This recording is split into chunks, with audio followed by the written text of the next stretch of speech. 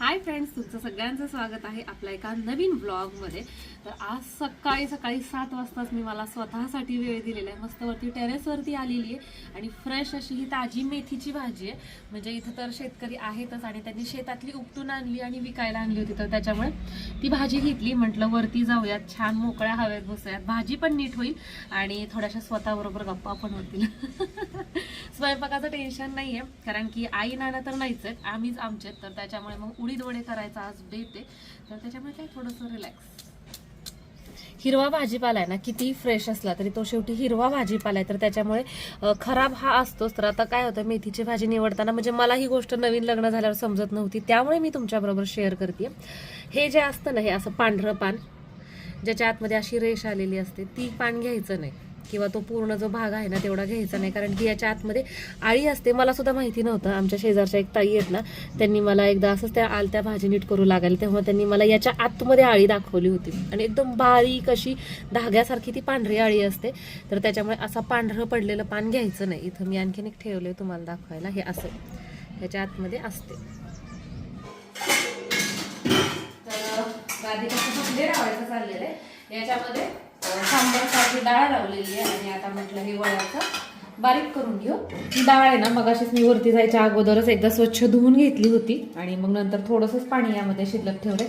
खरं तर आपण ज्यावेळेस उडदाचे वडे करतो ना, त्यावेळेस आपल्याला कमीत कमी पाण्याचा वापर करून ही डाळ एकदम छान फाईन अशी बारीक करून घ्यायची असते.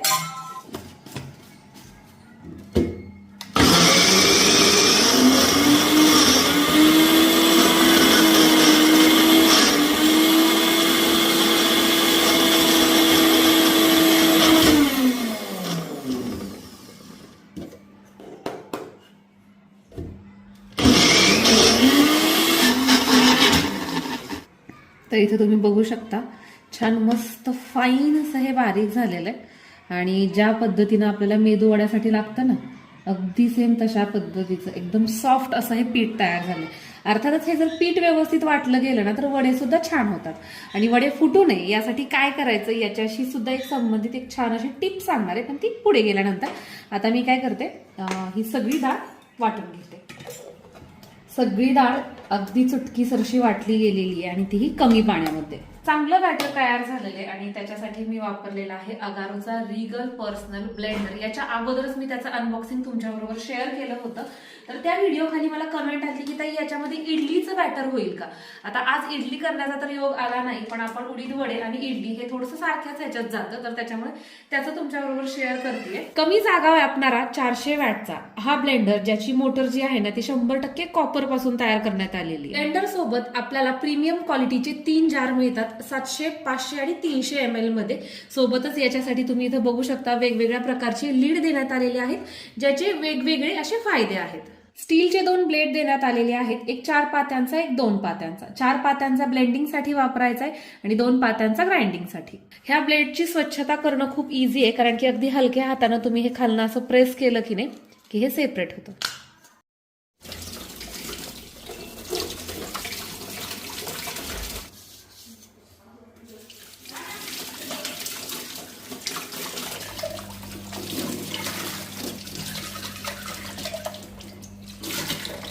आणि हे परत बसवणं सुद्धा खूप सोपं आहे. ब्लेड असा बसवायचा आणि हे फक्त हलकं असं प्रेस करायचं. परत वापरासाठी रेडी.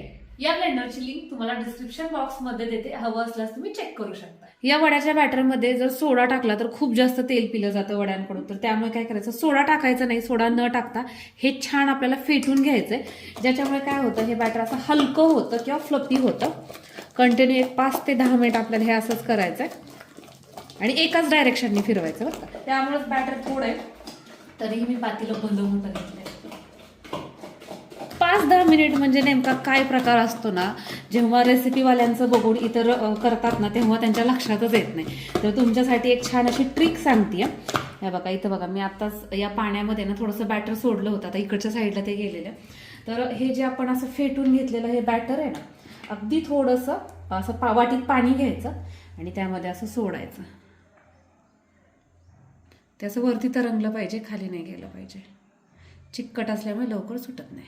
हे बघा, वरती तरंगतंय ना, वरती तरंगतंय याचा अर्थ आपलं जे बॅटर आहे ते छान मस्त फ्लपी झालेलं आहे. आता हे फेटायचं थांबवायचं, याच्यात जे काही तुम्हाला टाकायचं ते टाकून घ्यायचं. वडे फुटू नये तेलामध्ये गेल्यानंतर, यासाठी यामध्ये म्हणजे घरात लहान मुलांना आवडत असू किंवा नसू, पण यामध्ये अशा पद्धतीचे छोटे छोटे बरं का, खूप जास्त मोठे नाही, असे हे खोबऱ्याचे तुकडे टाकायचे. ओला नारळ असेल ना तर जास्त छान चव येते. खरं तर मला यातले खोबऱ्याचे तुकडे आवडतात.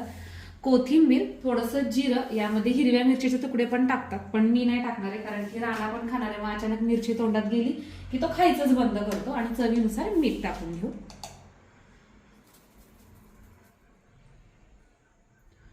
ओके, आता हे सगळं छान असं एकत्र करून घेऊयात. उडीद वडे हा जो प्रकार आहे ना तो हातानेच करायचा आहे बरं का. खरं तर असं काही चमचा पळी त्याला लागतच नाही. जे काय आहे ते सगळी प्रोसेस आपल्याला हातानंच करावी लागते. छान असं हे सगळं एकत्रित करून घेऊ आणि वडे सोडून घेऊ. आता बऱ्याच जणांचं काय होतं, ही डाळ वाटली जात नाही. आता माझ्याकडे होता हा चांगला ब्लेंडर, त्यामुळे माझं छान असं फाईन हे बारीक झालेलं आहे. पण आपलं रेग्युलर जर मिक्सरचं भांडं घेतलं की नाही तर होतच, कुठल्या तरी बॅचला आपण थोडंसं पाणी जास्त टाकतो आणि ते पातळच होतं. मग त्यावेळेस काय करायचं, तर याच्यामध्ये बारीक रवा घ्यायचा. तुम्हाला जेवढा आवश्यक आहे, म्हणजे समजा 2 चमचे 3 चमचे 4 चमचे हे बॅटर छान घट्टसर होईपर्यंत तेवढा रवा टाकायचा. एक 5-10 मिनिटं ते झाकून ठेवायचं आणि मग परत वडे वळवायला घ्यायचे. काही अडचण येत नाही, चव अजिबात बिघडत नाही आणि कोणाला कळत पण नाही की त्याच्यामध्ये तुम्ही रवा टाकलाय. वडा करण्यासाठी दोन्हीही हात ओले करून घेतलेले आणि हाताला आपल्याला आवश्यकता लागेल त्यावेळेस पाणी लावून घ्यायचंय. असं ह्या हातावरती घेऊया आणि तेलामध्ये सोडून घ्यायचं. एक मी अगोदरच सोडलेलं आहे. जर हे नाही जमलं तर तुम्ही आहे अशी भजी सुद्धा करू शकता, पण काही अवघड नाही जास्त. फक्त पाण्याचा वापर करायचा आणि पीठ थोडंसं घट्टसर असलं ना की ते होऊन जातं.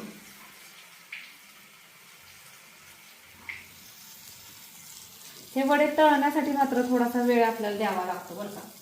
तेल एकदा गरम झालं ना की ते मीडियम टू लो फ्लेमवरतीच तळायचे, म्हणजे आतमध्ये पर्यंत ते तळले जातात.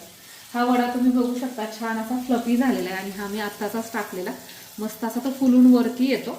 गॅसचा फ्लेम मी कमी केलेला आहे आणि लगेचच याला उलटणं पळी झाल्या जो काही आहे तो लावायचा नाही. इथे तुम्ही बघू शकता वरच्या साईडनं हा जेव्हा तुम्हाला असा थोडासा हलका रंग याचा कलर बदललेला आहे असं वाटतं ना, त्यावेळेस तोच फक्त पलटी करून घ्यायचा. आता इकडच्या साईडचा थोडासा ओलसर आहे, याला मी आत्ताच हात नाही लावणार. रंग बघू शकता छान मस्त खरपूस असा आलेला आहे आणि आता हे आपण काढून घेऊयात. आता मात्र काय करायचं माहितीये का, तेलाचं जे टेम्परेचर आहे ना ते एवढ्या वेळ कमी झालेलं असतं कारण की आपण लो फ्लेमवरती हे तळून घेतलेलं आहे. त्यामुळे गॅसचा फ्लेम एकदा मोठा करायचा, तेल गरम होऊ द्यायचं आणि नंतर मग पुढची बॅच सोडायची. आता मी छोट्या आकाराचे केले त्यामुळे छोटे दिसणार. तुम्ही जर मोठे जेवढे मोठे धरताल ना तेवढे ते मोठे मोठे होतात. आमच्या घरात आहे ना सई राणा ह्या असल्या गोष्टी त्यांना खूप आवडतात. एवढंच की सईचं खाल्लेलं दिसून येतं, राणाचं दिसत नाही. खरं की नाही? तुमच्या घरात पण अशी मुलं असतील ना, मला कमेंट करून नक्की सांगा की बाबा माझा पण मुलगा माझी पण मुलगी अशीच आहे.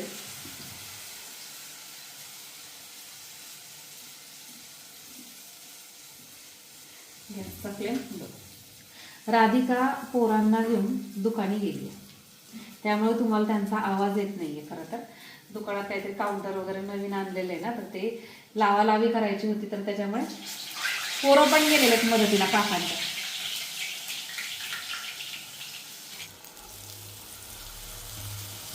सांबर मी तोपर्यंत फोडणीला टाकलं कारण की मला माहितीये हे वडे तळायला खूप वेळ लागतो. माझं सांबर होईपर्यंत फक्त एवढे वडे तयार झाले. तोपर्यंत एक जो थंड झालेला आहे ना तो तुम्हाला फोडून दाखवते किंवा तोडून दाखवते. आतनं मस्त आहे बघा, पोकळ पण झालेला आहे छान. अशी तुम्हाला जाळी दिसते का ह्याच्यात? आहे बघा, मस्त असा आपला हा वडा तयार झालाय. आणि वरून आहे ना, एक मिनिट, मस्त आहे बघा. याच्यामध्ये आपण सोडा टाकलेला नाहीये, काय नाही काय नाही, फक्त हे आपल्याला फेटून घ्यायचं. फेटून घेतलं की नाही छान की हा असा तयार होतो. आता ह्याच्यात बुडून तर नाही खाऊ शकत आहे, कोरडच मस्त कुरकुरीत, वरण कुरकुरीत आणि आतनं सॉफ्ट. सई आवडले का? कसं झालं? मस्त कुरकुरीत. हा सांगत नाही.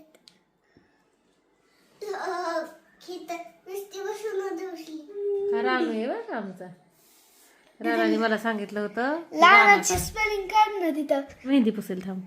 लाना लाम टिकियम. राणा किती सिरियसली बघतोय. राणा दाखव रे असा हात उचलून कसं काय काढलं दाखव मेहंदी तुझी. वू. उलटच झालं राणा.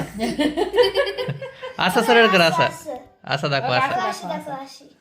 दाखव इकडे. ओके हा, खाली दाखव. पुसेल. हा हा छान दिसतोय राणा. छान आहे की नाही?